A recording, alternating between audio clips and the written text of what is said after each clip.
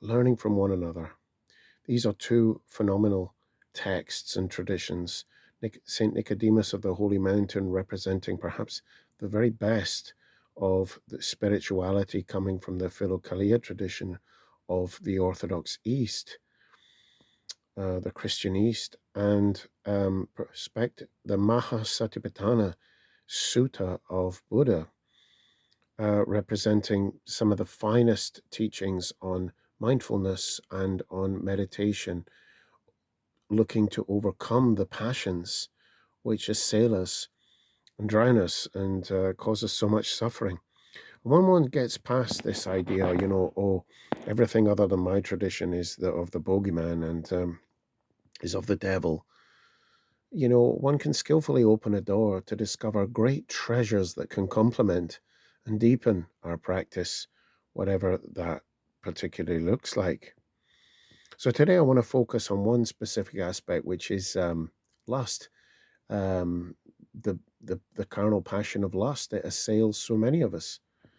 What bloke isn't assailed with it at some point in their lives? Um, so Nicodemus of the Holy Mountain has a lot to say about it. And it struck me the parallels of the Mahasatipatthana Sutta, which Buddhist meditators will meditate on.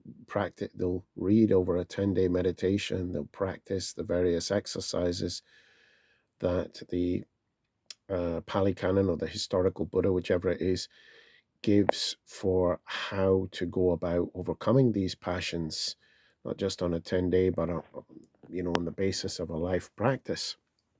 But let's first of all turn to this chap, St. Nicodemus of the Holy Mountain. This is a splendid book, hard enough to get without paying a fortune. I got this from America. He goes through all of the senses and how to guard them, which straight away would remind you of Buddhist practice as well. And here he is, what must one do when one is captivated by the eyes? Oh, the eyes. It deals with the whole idea, don't go there, don't look, etc. But when you are captivated, what to do? And he goes on to say, quoting Saint Chrysostom and Saint Singletiki, they say, with your mind, gouge out the eyes of the image that's in your head. Get rid of the flesh, tear its flesh and cut away its lips from the cheeks. Obviously, this is in the mind. Remove, moreover, the beautiful skin that appears externally and meditate on how what is hidden underneath is so disgusting that no man can bear to look upon it without hate and abhorrence. Okay. It's pretty true. It reminds me of the fact that many Buddhist monks and even lay Buddhists in Buddhist countries like Sri Lanka, apparently, or Thailand, will get permission to attend postmortems and use this as a meditation, that beyond the veneer of the skin, we're all pretty much the same. The male and female, young and old, and all of these things disappear. One doesn't fall in love with a liver. One doesn't fall in love with a gallbladder or a bowel or its contents, much less. At least not in a lustful sense, unless one is really not right in the head. It is, after all, no more than a skimmed, what does it say? A skinned skull and an odious bone filled with blood and fearful to behold. Here is what St. Chrysostom said: do not therefore pay attention to the external flower here, but proceed further through your mind. This is very Buddhist. Proceed further than the surface. Unfold that fine skin with your imagination and consider what lies beneath it. When a Buddhist monk in the Theravadan tradition takes the habit, they're given a phrase to reflect on: hair, nails, skin, and teeth. Hair, nails, skin, and teeth, and really reflecting on that. One falls in love with hair, but if that same hair, a piece of it's in your porridge, we're no longer in love with it. skin, if it's taken from its context or it ages, it's no longer a thing that we crave. Similarly, all the other these attributes, nails and teeth. So, if ever by thought an inappropriate fantasy comes to us, this is Singletikik, something like that, forgive me. It must be expelled by reason. Thus shut your eyes to this image. Remove from it the flesh of the cheeks, cut away the lips, and imagine that a mass of bones which is deformed. Think then what the desired image really is. This way our thought will be relieved of any vain deceits. So it's like almost with the surgeon's blade, with the objectivity of science. From this point on, the mind notes nothing about the once desired image, but foul smelling and decaying ulcers, and soon imagines it lying dead next to the inner eyes. Thus, it is possible for one to escape from sensual thoughts. Now, in the Satipatthana Sutta discourse, what you have is it's about a 40 page exposition, if my memory serves me right, found in the long discourses of the Buddha and also in the middle length discourses, slightly in a slightly kind of reduced narrative, as it were. But it's very clinical. It says, first of all, let's have a look.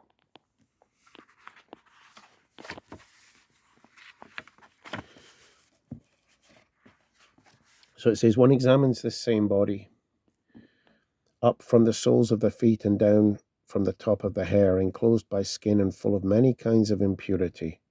In this body there are head hairs, body hairs, nails, teeth, skin, flesh, sinews, bones, bone marrow, kidneys, and one is reflecting on this. And he carries on, pus, blood, sweat, fat, tears, grease, spittle, snot, oil of the joints and urine, feces, etc.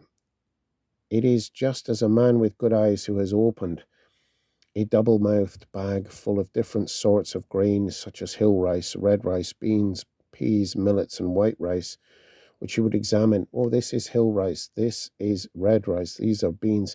He doesn't fall in love with them. He doesn't start craving them. He just separates and distinguishes one from the other. So that's that. By the way, this is a brilliant author, Ajahn Analio, or Bhikkhu Analio. He's all over YouTube. A very intelligent monk, I think in reality he's about 60, but he looks about 40, living very healthily on his one meal a day, very much a practitioner of the Buddhist path, but also a scholar. So he got his PhD with the book that came before, with this book and its predecessor, Perspectives on Satipatthana. And then this is more the practical guide, meditator's guide, because he's very much coming not from just a scholarly approach, but from a living approach, an experiential approach, a meditator's approach. On pages 74 and 75, he makes a summary of particular images that the Buddha gives in his discourses on sensuality, and illustrates the nature of indulging in sensuality. And these could be easily found in, collections of the Desert Fathers, or complement these collections. They're very, very skillful and very poignant. They stick in the mind, and they're very beautiful, very helpful, I should say. So he says it's just like a dog who, being hungry, emaciated, and exhausted, reaches a butcher's place, and the chief butcher or the butcher's apprentice throws the dog a bone that has been cut clean of all meat. Having got the bone, the dog chews it all over, even until until it damages its lips and damages its teeth, injures its throat, and yet that dog cannot get anything to meaningfully satisfy its hunger. Like a dog with a clean bone, keeping ravaging it and getting very, very little back for its efforts. Just the taste of the marrow, just the salty taste, just enough to keep it addicted, to keep it restless, to keep it bound to the bone that gives nothing or very little in return. Such is the nature of lust. It is just like a small piece of meat that has fallen on the open ground not far away from a village. A crow or an owl takes the meat away, and other crows, owls, and birds pursue it, competing for the meat. So that's another analogy. There's no peace. One finds a beautiful prize in this lust field, and one has no peace. Am I going to get it taken off me? I have to compete. I have to keep up. There is no peace.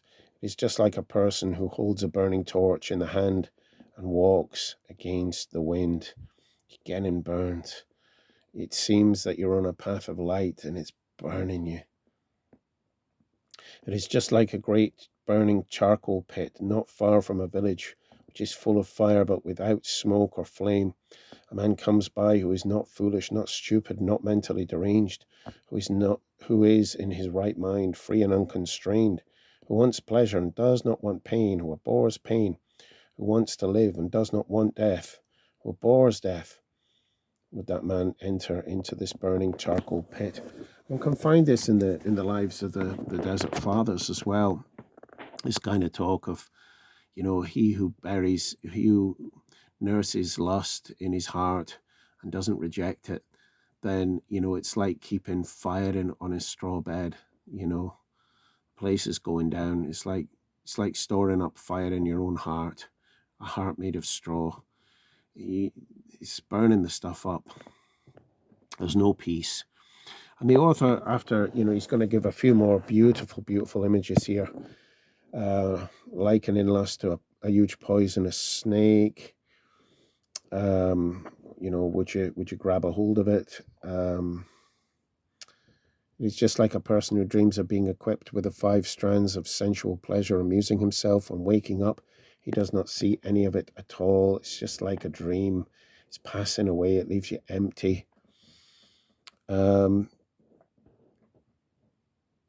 There's another one here of a fruit tree, and the man is hungry, ravenous. He goes up, seeing that there's fruit not below on the ground. He climbs the fruit tree in search of the fruit. And another chap comes along with a sharp axe, and he's ravenous too. Seeing there's no fruit on the ground, he says, look, I'm going to chop this tree down.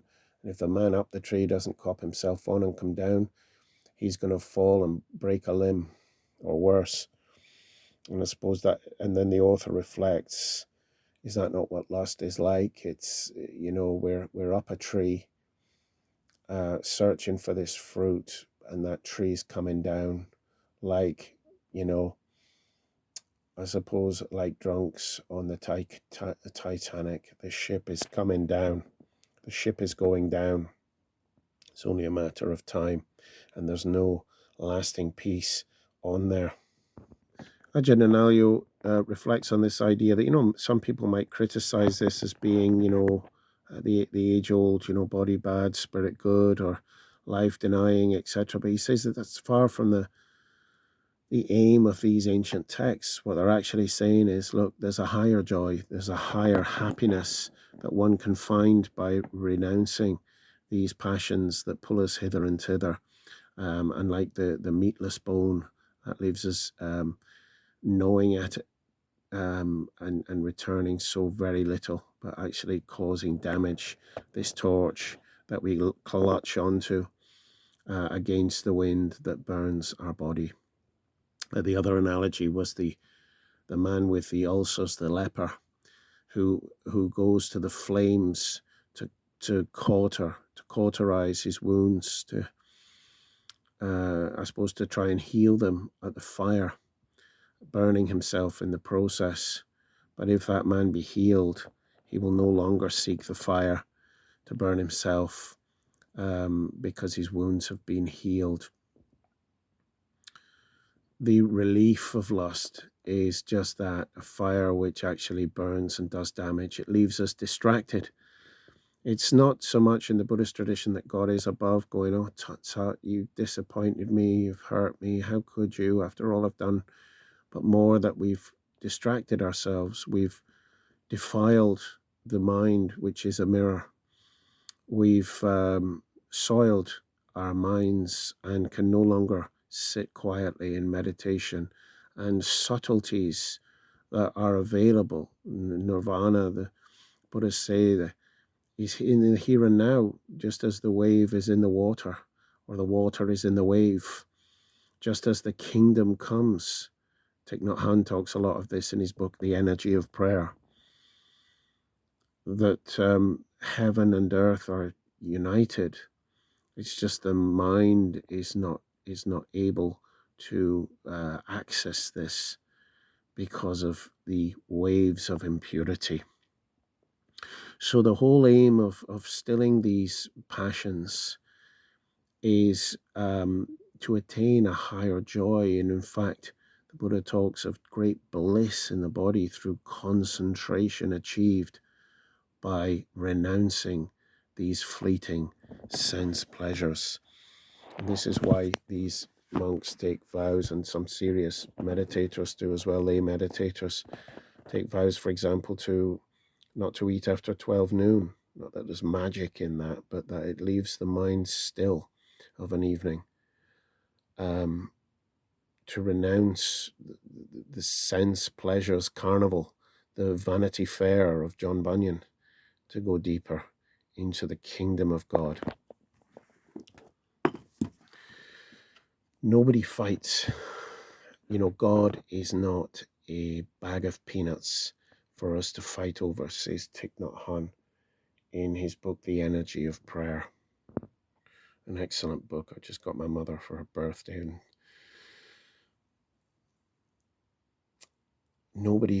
God isn't a bag of peanuts, a little bag of peanuts for us to fight over, names and forms, but is to be experienced. I'll leave it there. Hopefully that was helpful to somebody.